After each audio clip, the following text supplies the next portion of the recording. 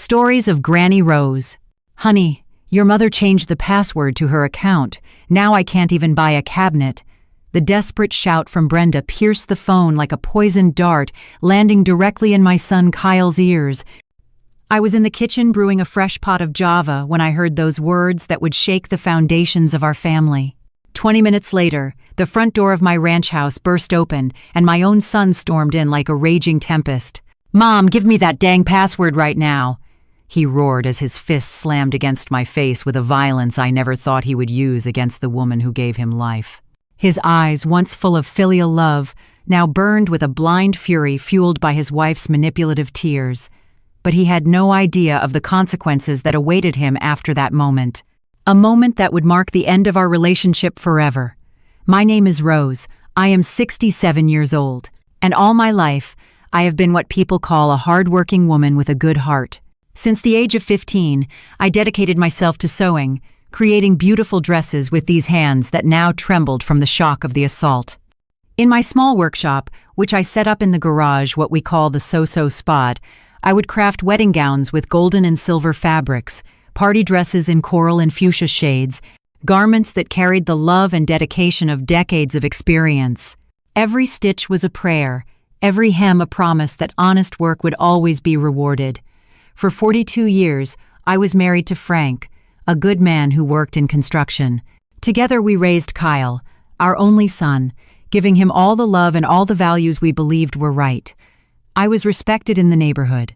Ladies came to my workshop not only for my skills with the needle, but also for my life advice. "Granny Rose always knows what to say," they would comment as I adjusted their dresses or repaired their husband's clothes. My reputation extended throughout the tri-state area. Mothers of brides traveled from distant towns to have me make the most important dress of their daughters' lives. But at home, especially after Kyle married Brenda 3 years ago, my opinion began to be worth less than the dust on the floor. My daughter-in-law arrived with honeyed smiles and sweet words, calling me sweet mama and hugging me every time we met. At first, I thought I was lucky that my son had found a loving woman who would treat me like a second mother. How wrong I was. She was an accomplished actress, capable of changing masks whenever it suited her. When Frank died 2 years ago from a sudden heart attack, my world collapsed. Not only did I lose the love of my life, but I discovered something I never imagined. We had more money saved than I thought. Frank had been very discreet with finances, saving every extra penny in an account I did not know about. When reviewing the papers with the lawyer, I learned that I had almost $120,000 between savings and life insurance. It was a fortune for a woman like me, accustomed to counting every coin. At first, that money gave me peace of mind. I knew I could live out the rest of my days with dignity, without depending on anyone. But Brenda had other plans. It started with small and seemingly innocent requests. "Sweet mama, can I borrow your debit card to buy a few little things for the house? Kyle's salary just isn't enough for us this month." Her eyes would fill with fake tears as she talked about the financial difficulties they faced as a young couple. I, with a soft heart and wanting to help my son, handed her the card, thinking she would buy the basics: groceries, cleaning products, perhaps some necessary clothes. But the few little things for the house quickly turned into a leather sofa for $3,000, a glass dining table for $2,500, luxury appliances that cost more than my entire house. When I checked the bank statements, I almost freaked out from the shock. "Sweet mama, we just want to make our home beautiful for when we have babies," Brenda would tell me in that angelic voice she had perfected to manipulate me. Her hands would stroke my arm as she showed me furniture catalogs that cost more than a seamstress's annual salary. "You know how important it is to have a nice environment to raise kids, right?" And I like a fool would nod, thinking of the future grandkids who would fill my life with joy. How blind I was to her tricks. The first few months after giving her access to my card, I tried to convince myself that it was normal for a young couple to want nice things. But when I saw that in a single month she had spent $8,000 on what she called basic decor, I knew something was terribly wrong.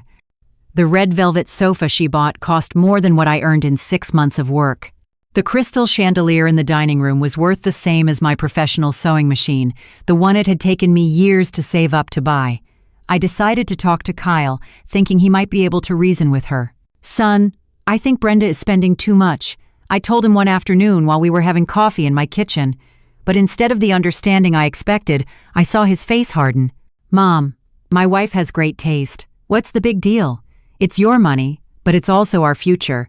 You don't want your son to live well? His words hurt me more than any insult. It was as if I was no longer his mother, but an obstacle between him and the luxurious life Brenda had promised him.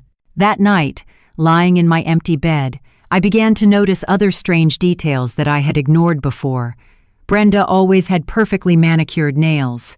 She carried expensive designer bags that I recognized because some wealthy clients had shown me theirs.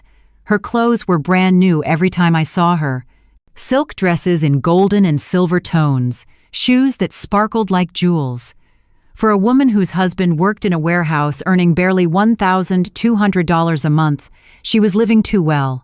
One morning, while cleaning my workshop, I found a receipt that had fallen out of Brenda's purse during her last visit.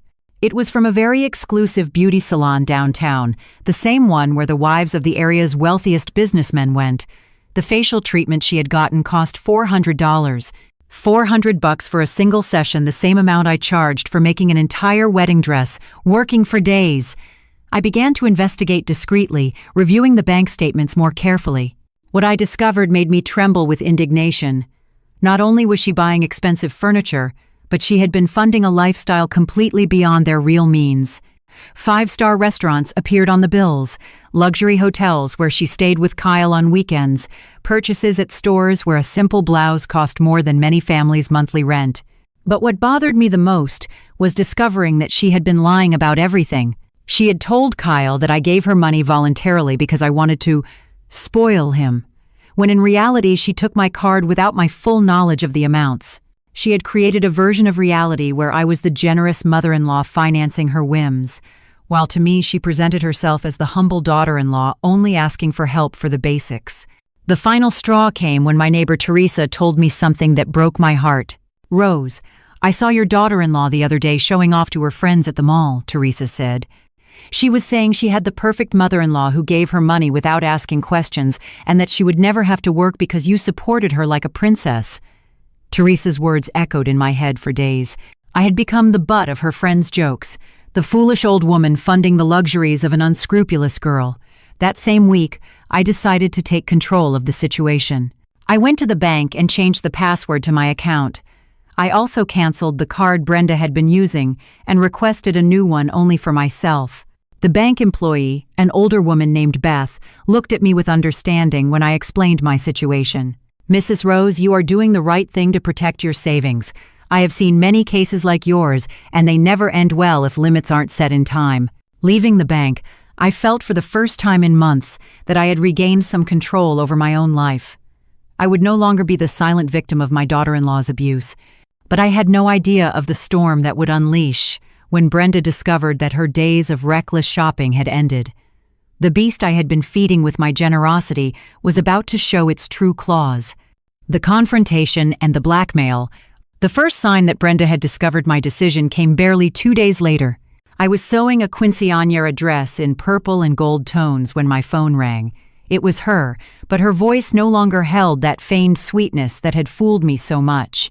"Sweet mama, I went to buy some little things and the card isn't working. Is there a problem with the bank?" Her tone was cautious, as if she was testing the waters before attacking. "Yes, Brenda, I nixed that card," I replied with all the calm I could muster.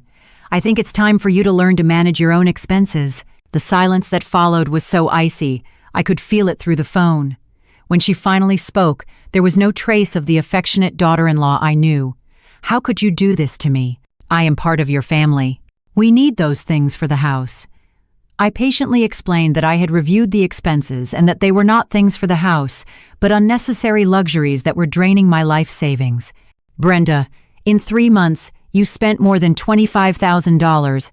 That's more than many families earn in a full year. It's not fair or reasonable." But she didn't want to listen to reason. She only shouted that I was selfish and that I was ruining her life. That afternoon, Kyle came to visit me with an expression I hadn't seen since he was a kid having tantrums. "Mom, why did you take Brenda's card away?" She was so sad, crying all morning because she says you no longer trust her. I felt as if I had been slapped. My own son was defending his wife's abuses without even asking me for my side of the story. "Son, she spent $25,000 in 3 months," I told him, showing him the bank statements I had printed especially for this conversation. "Look, everything is detailed here. Furniture that costs more than my house, incredibly expensive beauty treatments, restaurants where a dinner costs $300. But Kyle barely looked at the papers before pushing them away with contempt. "Mom, you have a lot of money, and we are just starting our life together. Isn't it natural for a mother to want to help her son? Dad would have wanted us to be happy." Those last words were like a dagger in my heart. He was using the memory of Frank, my dear husband, to justify the systematic theft of our savings. "Your father worked 40 years to save that money," I replied, my voice breaking with emotion. "Every penny represented hours of his life under the sun, building houses for other families while we lived on the bare minimum. That money is not for whims. It's for my old age, for medical emergencies, for having dignity in my last years." But Kyle had already been completely poisoned by Brenda. "You are selfish, Mom. You have so much money, and you don't want to share even a little bit with your only family. Brenda was right when she said you had become cheap since Dad died." His words were like sharp knives cutting through my soul. The woman who had worked since she was 15 to give him everything was now called cheap by the son she had raised with so much love. For the next few days, the harassment was constant. Brenda would call me several times a day, alternating between dramatic pleas and veiled threats. "Sweet Mama, please. I just need $1,000 for the dining room sofa. I promise it's the last thing I'll ask for." And when I refused, her voice would turn ice cold. "I hope you don't regret this decision, Rose. Family is the most important thing, and you are destroying ours." She also started sending me pictures of furniture and decorations via text message accompanied by manipulative captions. "Oh my God, look how beautiful this dining set would look in our house. Frank would have wanted Kyle to have nice things." Each message was a reminder of how she had managed to turn my son against me, using the memory of my late husband as an emotional weapon. One night, while reviewing the invoices from my workshop to calculate my monthly income, I realized something chilling. Brenda's expenses had not only been excessive, but they followed a very specific pattern. She always bought 2 of everything: 2 sofas, 2 dining sets, 2 large-screen televisions. At first, I thought maybe she returned one and kept the other. But when I investigated more deeply, I discovered something much worse. My neighbor Teresa, who worked as a cleaning lady in the fanciest sector of the city, told me something that chilled my blood. "Rose, I saw some of those furniture pieces your daughter-in-law buys at the Smith family's house, the one where I work on Thursdays," she said. The lady told me a young woman had sold her an almost new leather sofa for half the price, and when she described it, it was identical to the one I saw at Kyle's house. The terrible truth began to take shape in my mind. Brenda was not only spending my money on unnecessary luxuries, but she was buying expensive items with my card to later sell them for cash. It was a perfect scheme. She used my money to buy merchandise, sold it for half the price, getting cash that I could never track, and kept the profits for her personal expenses. That revelation filled me with a fury I had never felt in my life.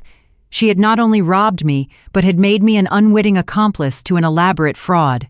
Every piece of furniture she bought with my money ended up in other people's homes while she pocketed the cash. She was worse than a common thief. She was a professional con artist who had used my son's love as leverage to destroy my life savings. I decided it was time to take more drastic measures.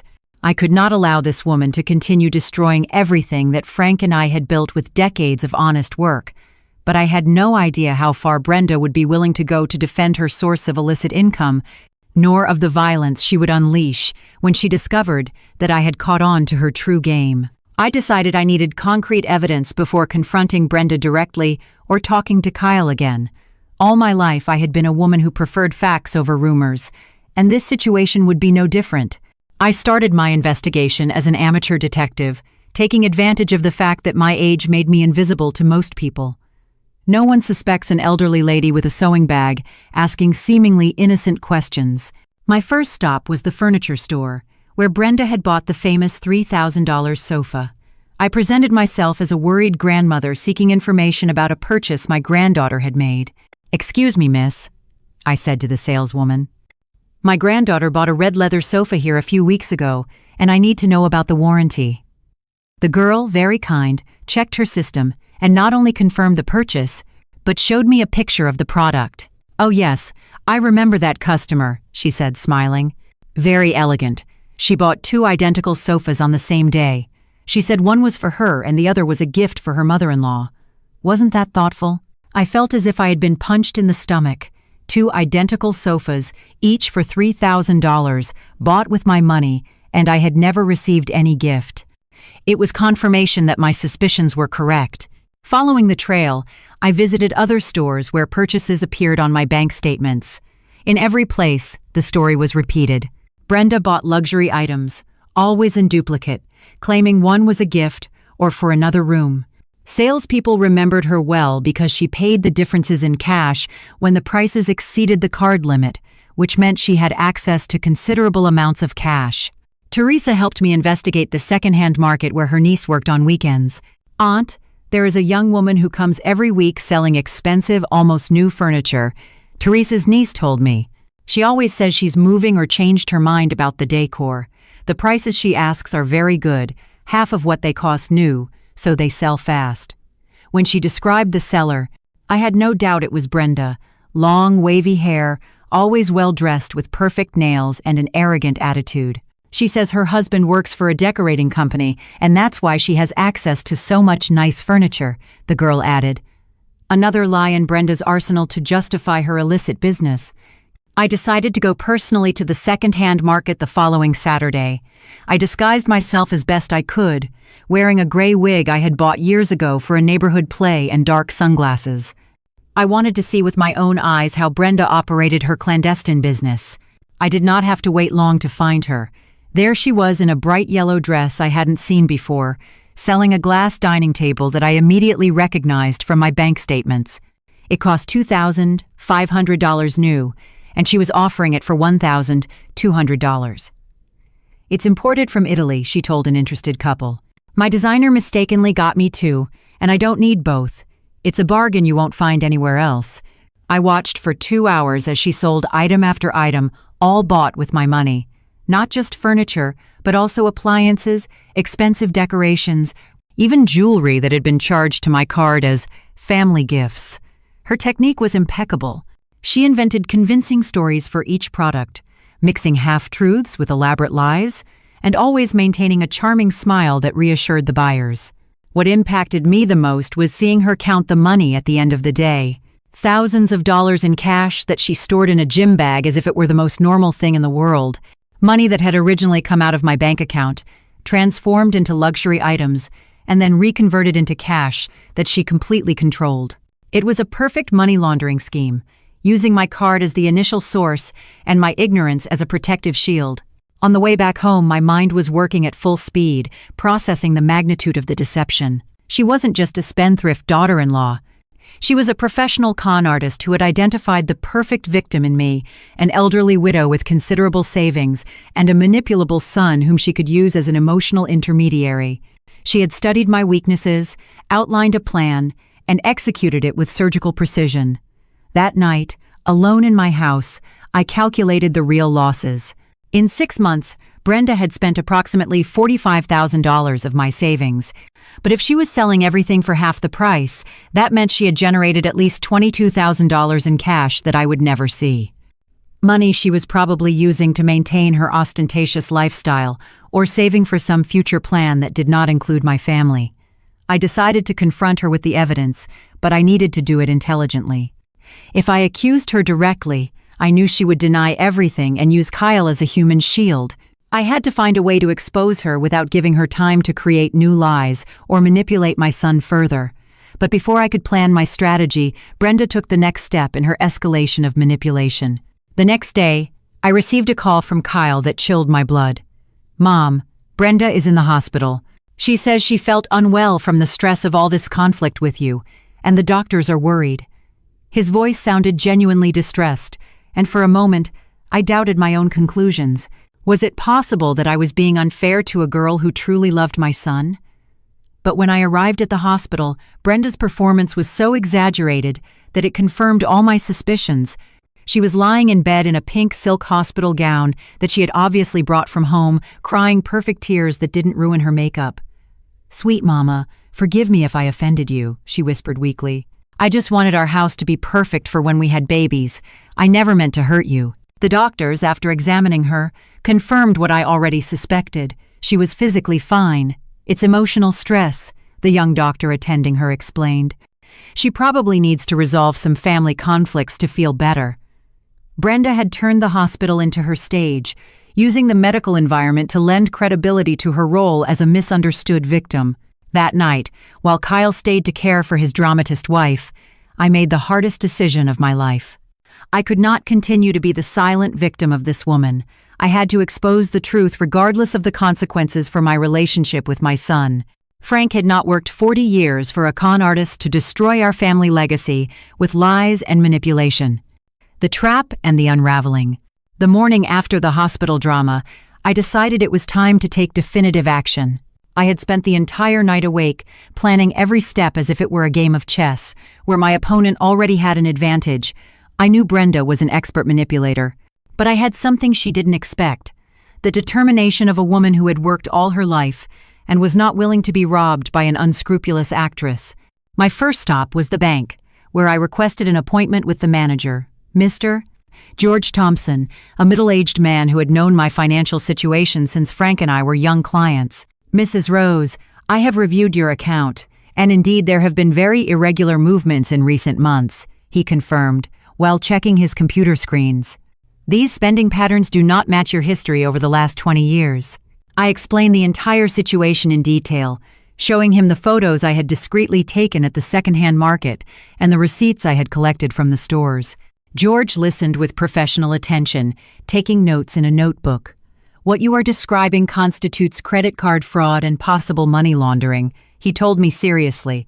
"We can initiate a formal investigation, but you will need to be willing to file an official complaint." "Mr. Thompson, that woman has destroyed my life savings using my own son as an emotional accomplice," I replied, my voice firm despite the pain I felt. "My husband worked under the sun for 40 years to accumulate that money. I cannot allow a con artist to squander it on whims while acting as an innocent victim." The manager explained the legal process. We would have to document every fraudulent transaction, gather evidence of the resale of merchandise, and prove that the expenses had been made without my full knowledge of their true purpose. "It's a solid case, Mrs. Rose.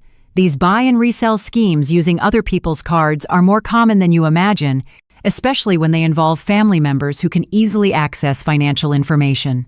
As I left the bank with the necessary documents to file the complaint, my phone rang. It was Kyle, and his voice sounded angrier than ever. "Mom, did you go to the bank to badmouth Brenda?" The manager called asking about irregular transactions. "How can you do this to your own family?" The speed with which that information had reached him confirmed that Brenda had contacts in unexpected places or had simply managed to manipulate even the bank staff. "Son, I went to protect the money your father and I saved for decades," I explained patiently. "Your wife has spent more than $40,000 in 6 months and is reselling everything she buys. That's not being generous with the family. That's being systematically robbed." But Kyle no longer wanted to listen to reason. He only shouted, defending the woman who had poisoned his mind against his own mother. "You are a bitter old woman who can't stand to see her son happy." He yelled at me with a cruelty I had never heard in his voice. "Brenda is right. Since Dad died, you became selfish and cheap. I wish you had never had that money." His words were like stabs, each one more painful than the last. The son I had raised with so much love now hated me for protecting the inheritance that would one day be his. That afternoon, while organizing all the evidence on my dining room table, I received an unexpected visit. It was Brenda, but she no longer came with her mask of a sweet, manipulative daughter-in-law. Her face showed a calculating coldness that made me understand she had finally decided to drop all disguises. "We need to talk, Rose," she said, entering my house uninvited, using my first name without the affectionate sweet mama she had faked for years. "I know you went to the bank, and I know you've been investigating my purchases," she continued as she sat on my sofa, as if she owned the place. "But before you do something stupid, I want you to understand the consequences of your actions." Her voice had a threatening tone that made my skin crawl. This was the real Brenda, the one who had been hidden behind fake smiles and crocodile tears. "Kyle doesn't know anything about my little side businesses," she explained with a smile that didn't reach her eyes. "He genuinely believes all the furniture we bought is in our house, and that you give me money because you love me like a daughter. If you destroy that image, you not only hurt me, but you destroy your own son's innocence. Do you really want him to know that his wife is a con artist?" It was a perfect emotional blackmail. Brenda had built her scheme in such a way that exposing the truth would hurt Kyle as much as it hurt her. My son would have to face not only that his wife was a criminal, but that he had been her unwitting accomplice, defending her against his own mother while she systematically stole the family savings. "Furthermore," Brenda continued, getting up and walking around my living room like a predator stalking its prey, "I have been very careful with my methods. Technically, you voluntarily gave me access to your card. I can prove that every purchase was authorized by you, that I never stole anything directly. In the worst case, it would be a family misunderstanding, not a crime." Her words made me understand that I had severely underestimated her criminal intelligence. She was not just an opportunist taking advantage, but a professional con artist who had studied every legal angle of her scheme. She had built her defense from day one, ensuring that if she was discovered, she would have arguments to escape legal consequences. "But I am reasonable," she said, stopping in front of my chair and looking down at me with superiority. "We can reach an agreement that benefits everyone. You give me complete access to your account again, and I make sure Kyle never knows the truth about what really happened to your money.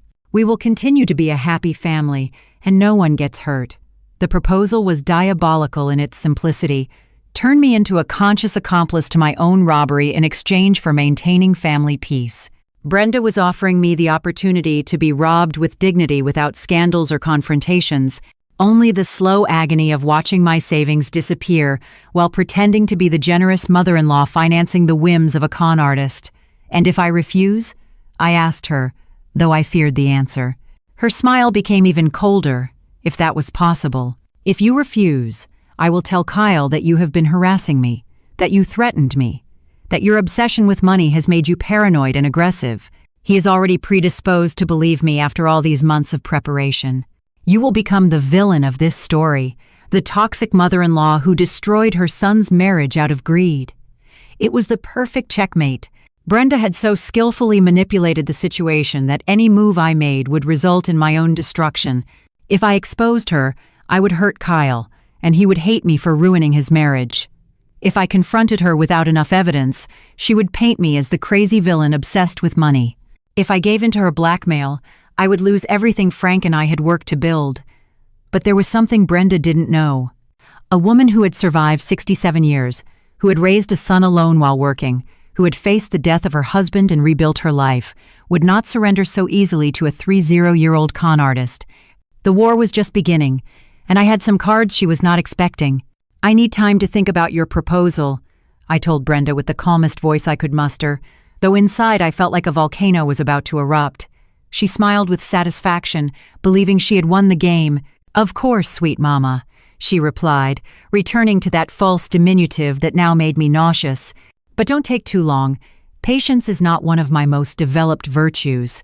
After she left, I sat in my armchair for hours, looking at the evidence scattered on my dining room table. Photos, receipts, bank statements, notes from my investigations. Everything seemed insignificant compared to the web of manipulation Brenda had woven around my family. But the more I thought about it, the more I realized she had made a crucial mistake. She had underestimated the determination of a desperate mother. That night I called Teresa, my neighbor and only confidant in this nightmare. "Teresa, I need your help with something very important," I said. "Can you come to my house early tomorrow? We are going to set a trap that Brenda will never see coming." My friend, who had witnessed all the abuse I had suffered in recent months, immediately agreed. "Rose, it's about time that girl got what she deserved." The next day, Teresa and I executed the first phase of my plan.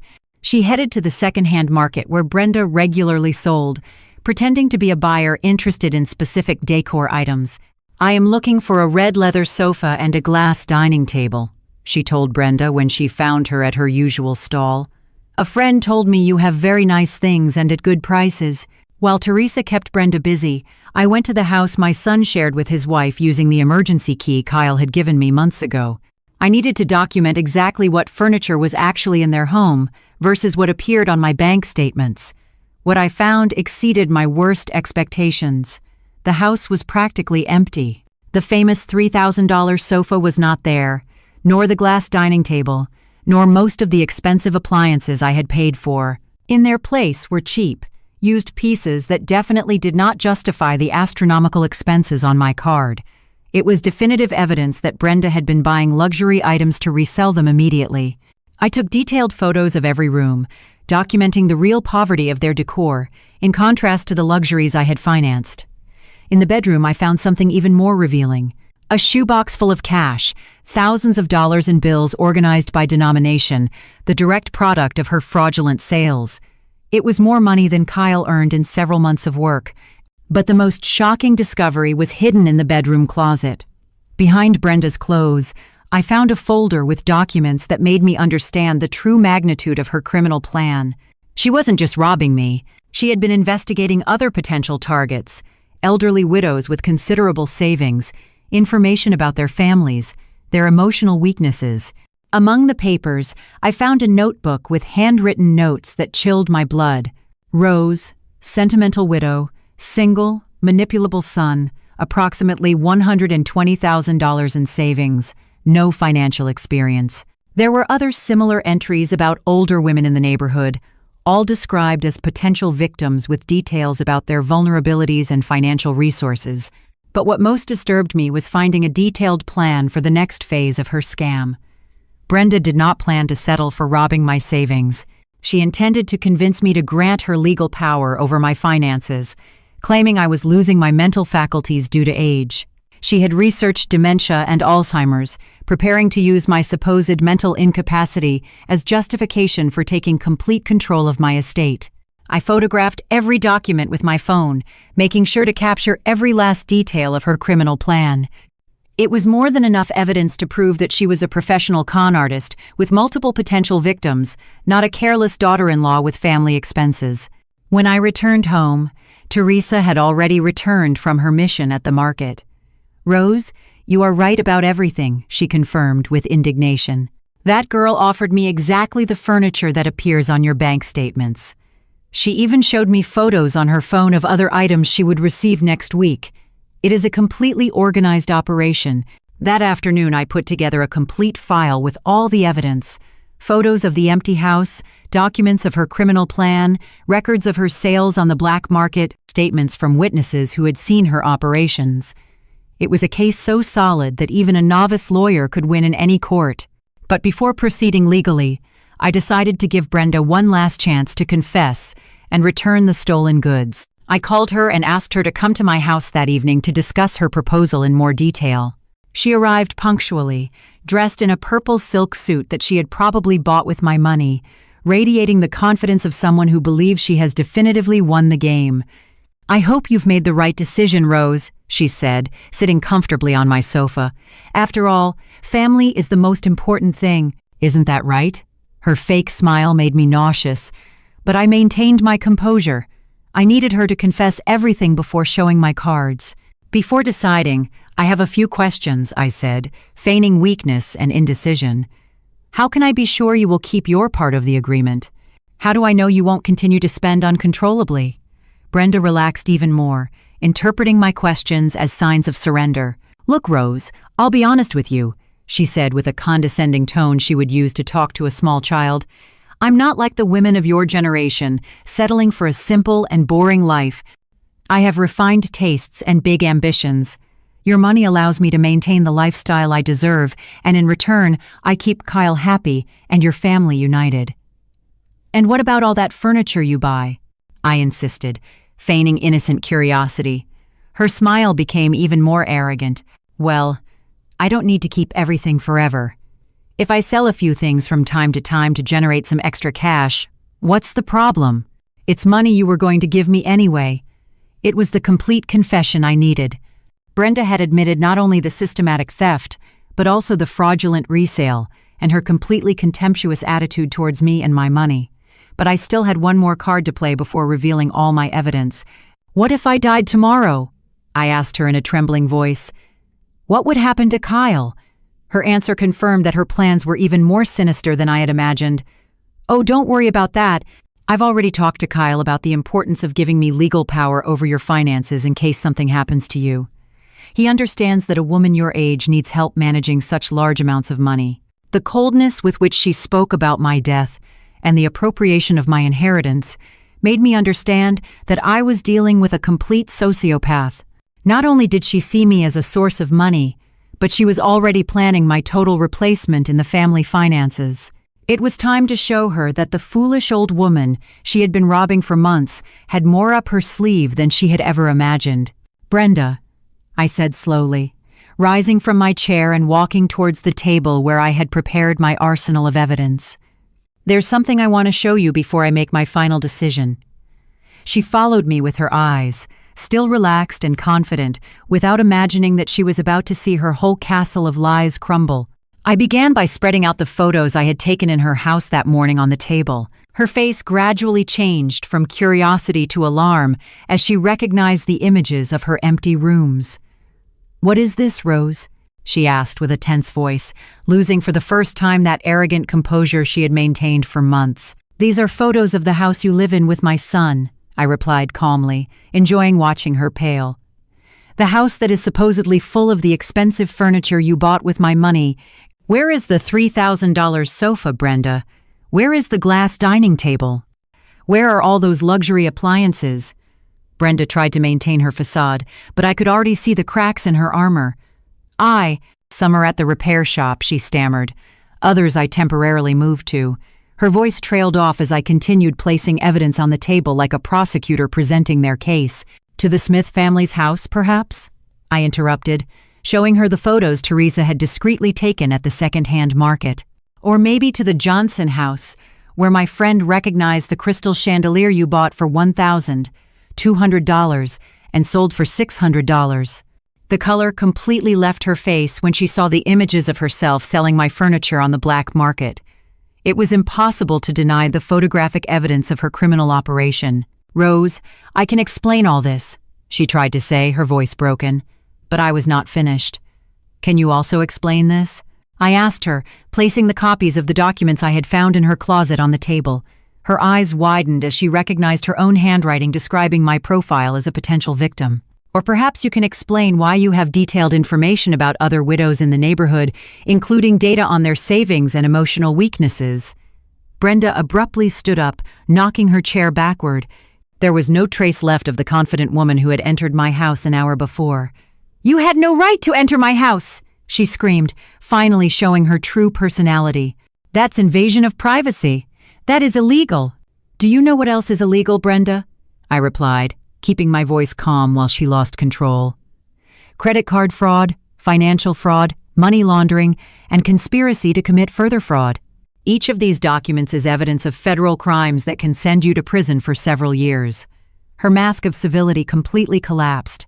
It was like watching an actor remove their makeup after a confusion, revealing the real and despicable face that had been hidden. "You are a stupid old woman," she yelled at me with venom in every word. "I thought you could be reasonable, but you are too stubborn and selfish to understand when someone is doing you a favor." "A favor?" I repeated incredulously. "Robbing me of $45,000 is doing me a favor?" Her laugh was harsh and cruel, completely different from the melodious laughs she had used to seduce my son for years. "That money was wasted on you, an old woman who lives like a beggar, having a fortune in the bank. At least I put it to productive use, generated jobs, moved the economy. You just had it rotting there like a pathetic miser." Her words confirmed what I already suspected. She did not feel an ounce of remorse for what she had done. To her, I was not a person with rights, but an obstacle between her and the money she believed she deserved. It was the mentality of a complete sociopath, incapable of empathy or moral responsibility. "Besides," she continued with a malevolent smile, "do you think Kyle is going to believe you over me?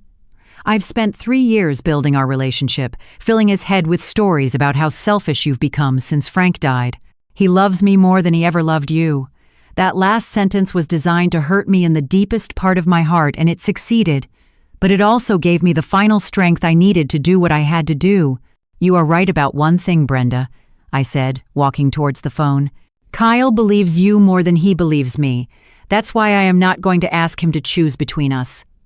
What are you doing? She asked me with increasing alarm as I dialed a number I had written down on a piece of paper. I am calling the PD, I replied simply. And then I am going to call the DA. I have enough evidence to prosecute you for multiple federal crimes. Brenda lunged towards me, trying to grab the phone, but I quickly stepped away. You're crazy! You are going to destroy your own family! Kyle will never forgive you. Her screams became more hysterical as she realized she had lost all control over the situation. 911, how can I help you? The operator answered. I need to report financial fraud and credit card fraud, I said clearly. I have the suspect in my house right now and complete evidence of multiple crimes. As I gave my address and briefly explained the situation, Brenda ran around my living room like a caged animal. You can't do this to me. I have rights. I am part of your family. But her protests only confirmed to the operator that the situation was real and urgent. I'm going to tell Kyle that you threatened me, she screamed in desperation. I'll tell him you physically attacked me, that you are losing your mind. But it was too late for her manipulations. The evidence spoke for itself, and there was no longer any way to twist reality in her favor. When she heard the sirens approaching, Brenda did something I never expected. She ran to my kitchen and returned with a butcher knife in her hand. If you are going to destroy me, I am taking you with me, she screamed, her eyes bloodshot, all her civilized composure completely evaporated. Brenda, put that knife down, I told her, trying to stay calm as I backed toward the door. You're only making your situation worse. But she was beyond any reasoning, consumed by the rage of seeing her perfect plan crumble. 3 years planning this. 3 years tolerating your boring son and your stupid comments. All for a nosy old woman to ruin everything.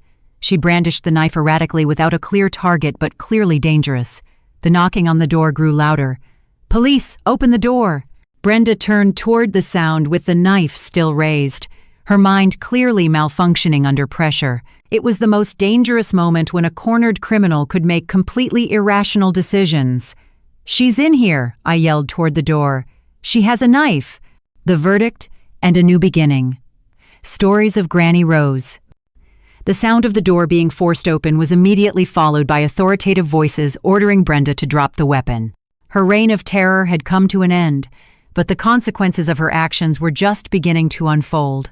Drop the weapon immediately and put your hands where we can see them, shouted the officer who led the group of police who had burst into my living room. There were 3 uniformed officers, all with their weapons drawn and pointing directly at Brenda, who continued to brandish the knife with erratic movements and bulging eyes. She's setting me up. Brenda shrieked, not letting go of the knife. She's a crazy old woman who hates me because her son loves me more than her. This is all revenge. But her hysterical appearance, with disheveled hair and makeup running from tears of rage, contrasted dramatically with my calmness as I remained pressed against the wall, out of her reach. Ma'am, I need you to put the knife down right now, insisted the senior officer. A man in his 40s seconds with a firm but controlled voice. We don't want anyone getting hurt here. His training was evident in the calm manner with which he handled the situation, but everyone could see that Brenda was on the verge of a complete mental collapse.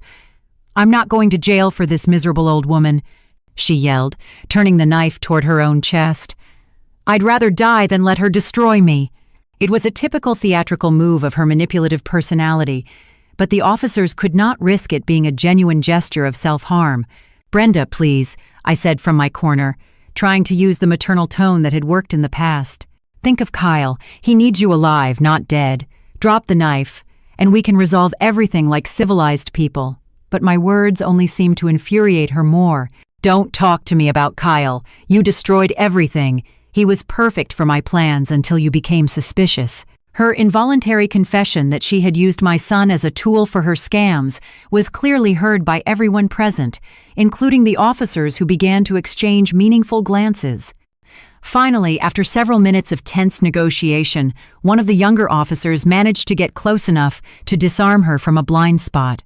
The knife fell to the floor with a metallic sound that echoed throughout the house, immediately followed by the sound of handcuffs closing around Brenda's wrists. "This isn't over," she yelled at me as they cuffed her.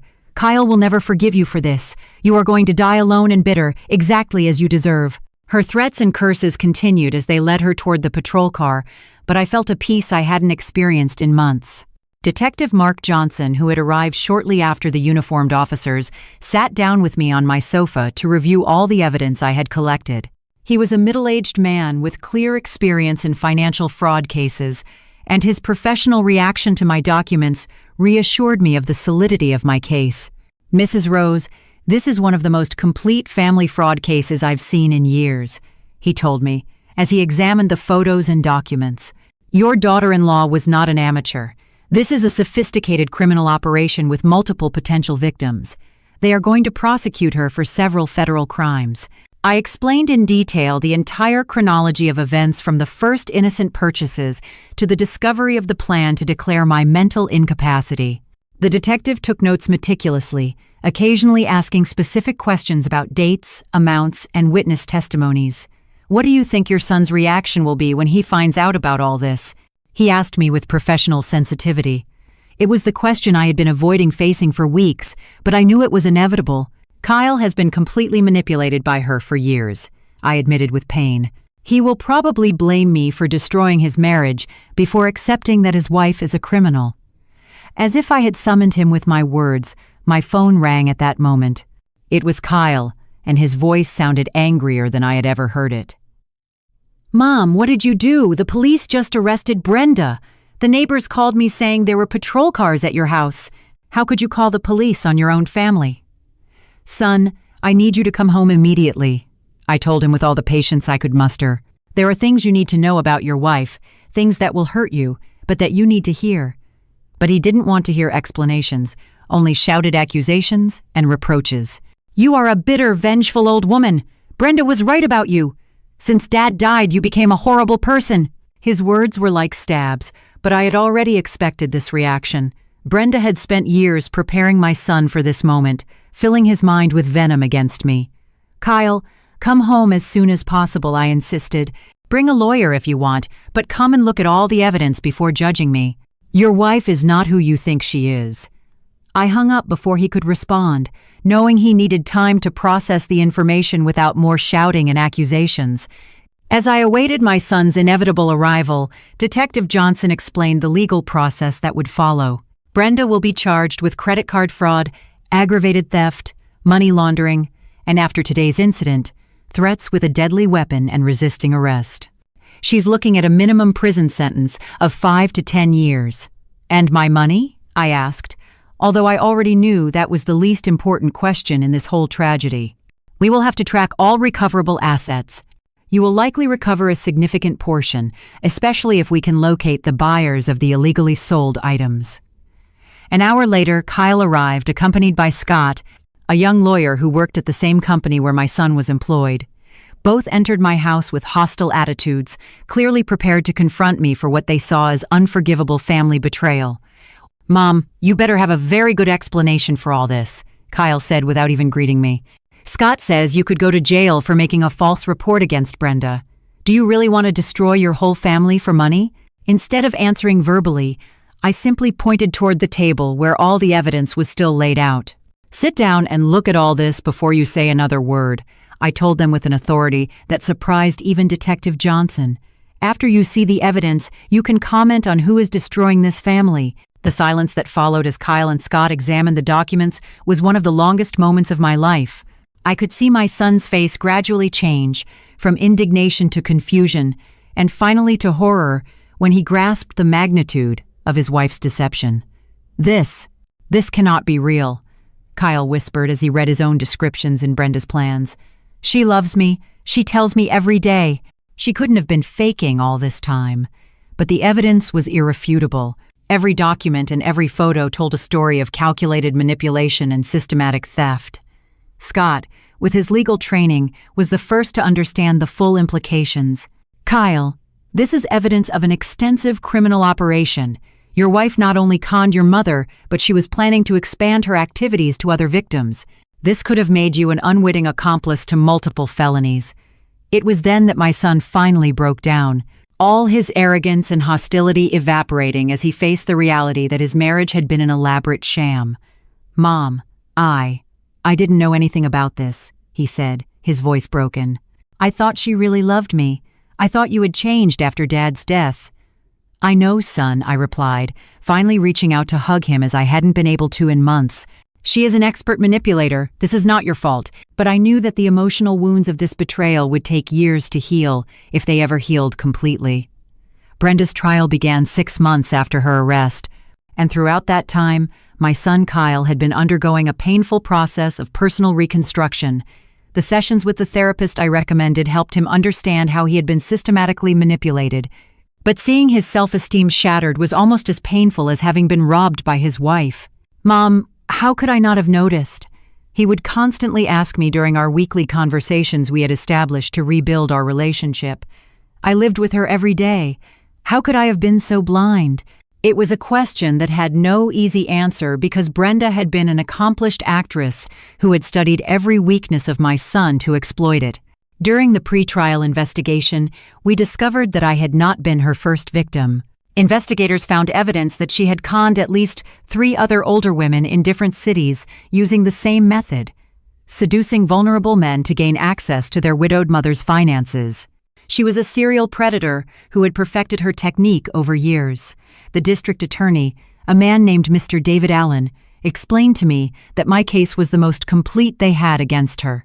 "Mrs. Rose, thanks to the evidence you collected, we can prosecute for the full range of crimes. Without your meticulous investigation, she probably would have escaped with a minimal sentence, claiming it was a family misunderstanding."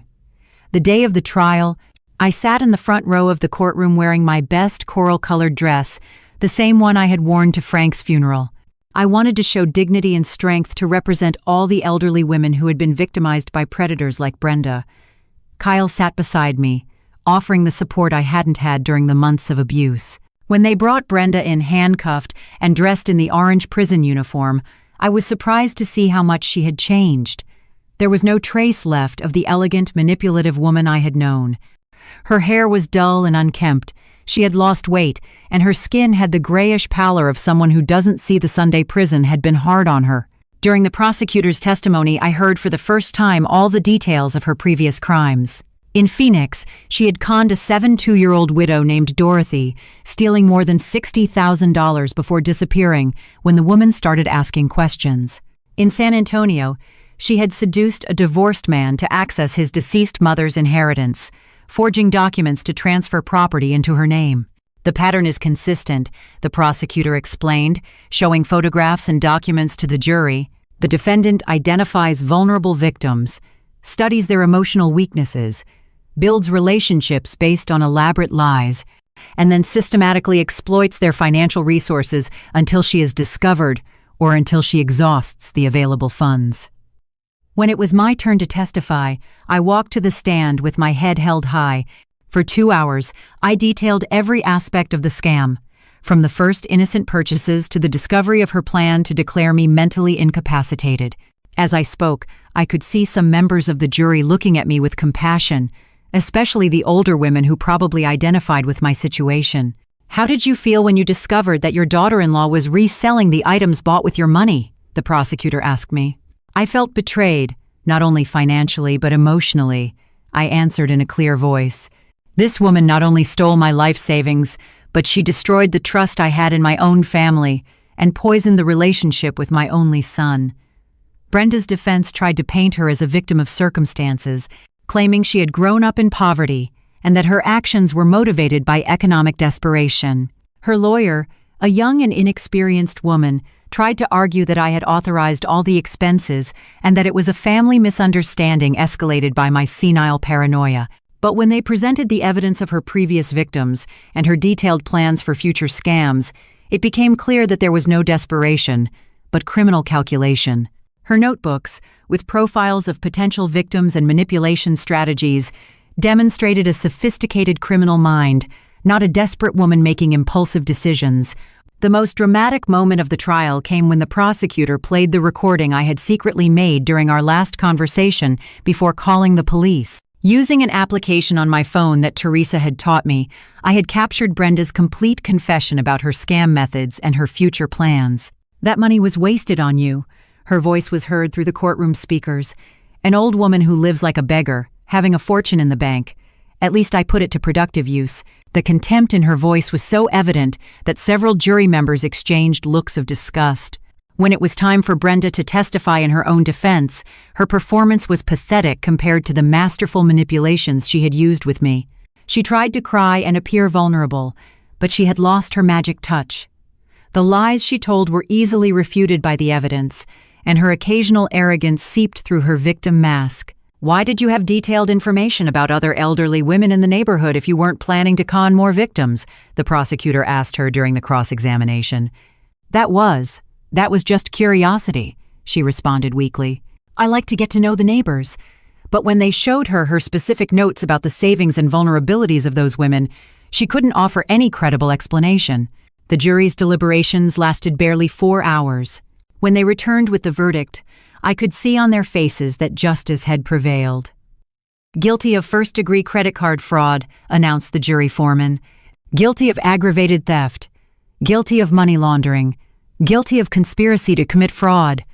The sentence came 2 weeks later: 8 years in federal prison without possibility of parole for the first 4 years, plus 5 years of supervised release, and the obligation to restitute all stolen funds with interest. It was a complete victory, but I knew that no sentence could fully repair the emotional damage she had caused my family. After the trial, Kyle and I began the slow process of rebuilding our relationship. He moved temporarily into my house while he processed the divorce and reorganized his life. "Mom, I am so sorry I doubted you," he told me one night as we had coffee in my kitchen. "I should have trusted you from the beginning." "Son, she was an expert manipulator," I replied, stroking his hand. "This is not your fault. The important thing is that now we know the truth and we can move forward." But I saw in his eyes that the emotional scars would take a long time to heal completely. With the restitution ordered by the court and the forced sale of Brenda's assets, I managed to recover approximately $75,000 of the $85,000 I had lost.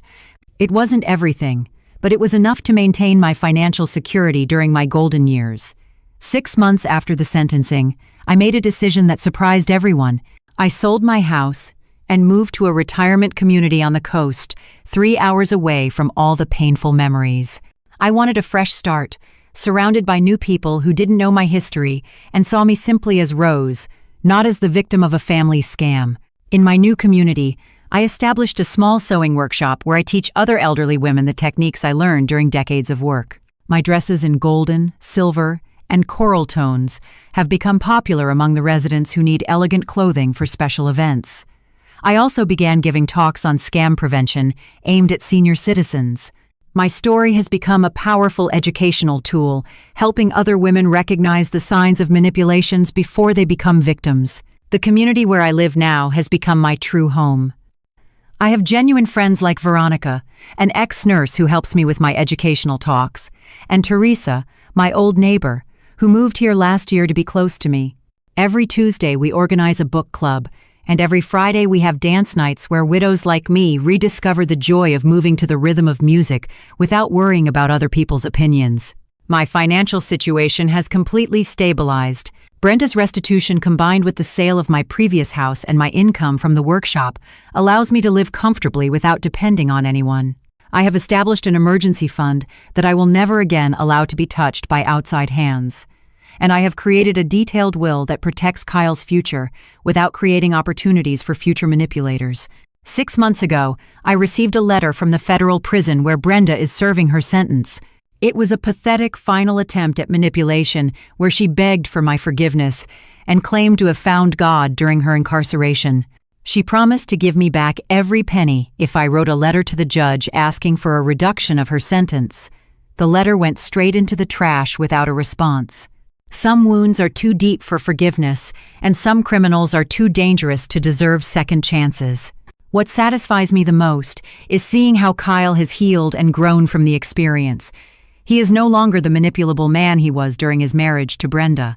He has developed a sharper instinct for detecting falsehood and manipulation, and his relationship with Marissa is based on mutual honesty and genuine respect. He asked me to be his best woman at the wedding, an honor I accepted with tears of joy. My workshop has become famous in the region for the wedding gowns I create. Every stitch carries decades of experience, but also the wisdom of a woman who learned to value authenticity over appearances. My clients come from distant towns seeking not only a beautiful dress, but also the blessing of a woman who survived betrayal and found peace on the other side of the pain. Frank appears in my dreams occasionally, always smiling and nodding in approval. In the most recent dream, we were dancing in our kitchen like we did when we were young, and he whispered, "Rose, I always knew you were stronger than you thought you were. I am proud of how you protected our legacy and found your own happiness." This afternoon, as the sun sets over the ocean from my small balcony, I reflect on the lessons learned during these transformative years. The deepest betrayal can become the most complete liberation, the most intense pain can forge the most valuable wisdom, and the most desperate loneliness can open doors to more authentic connections than we ever imagined possible. To the women who may be experiencing similar situations, I say this: it is never too late to stand up for yourself. You are never too old to start over. And you are never too alone to find support in unexpected places. Dignity has no age, justice knows no temporal limits, and happiness can flourish even in the autumn of our lives. My name is Rose. I am 74 years old, and I am finally free.